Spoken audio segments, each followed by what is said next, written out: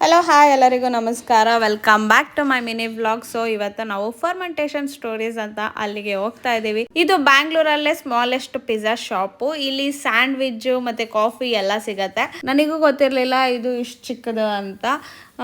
Anyways ಆಮೇಲೆ ನಾವು 2 flavours ಪಿಜ್ಜಾನ order ಮಾಡಿದ್ವಿ.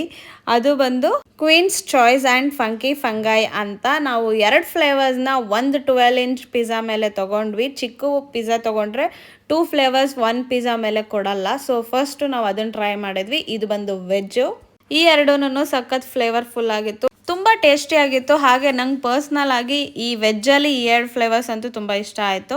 ನೀವು ಒನ್ಸ್ ಟ್ರೈ ಮಾಡಿ. ಫಂಕಿ ಫಂಗೈ ಅಂತ ಹೆಸರು ಕೇಳಿ ಇದು ಯಾವ ಪಿಜ್ಜಾ ಅಂದ್ಕೊಂಡಿದ್ದೆ, ಬಟ್ ಆದರೆ ಮಶ್ರೂಮಲ್ಲಿ ಮಾಡಿರೋ ಅಂಥದ್ದು. ಈ ಪಿಜ್ಜಾ ಬಂದು ತಿನ್ ಕ್ರಸ್ಟ್ ಆಗಿರುತ್ತೆ. ಹಾಗೆ ಇದಕ್ಕೆ ಬಫೆಲೋ ಚೀಸ್ ಕೂಡ ಯೂಸ್ ಮಾಡಿದ್ರು. ತಿಂತಾ ಇದ್ರೆ ಆಹಾ ಬಾಯಲ್ಲಿ ನೀರಂತೂ ಬರ್ತಾ ಇರುತ್ತೆ. ನಿಮಗೂ ಬರ್ತಾ ಇದೆ ಅಲ್ವಾ? ಫಸ್ಟ್ ಹೋಗಿ ಇದನ್ನ ಟ್ರೈ ಮಾಡಿ. ಇದು ಎಲ್ಲೂ ಇಲ್ಲ, ನಮ್ಮ ಕೋರ್ಮಂಗ್ಲದಲ್ಲೇ ಇರೋದು. ಕ್ವೀನ್ಸ್ ಚಾಯ್ಸ್ ಅಂತ ಇನ್ನೊಂದು ಫ್ಲೇವರ್ ಇತ್ತಲ್ಲ, ಅದು ಬಂದ್ಬಿಟ್ಟು ಮಾರ್ಗರಿಟಾ.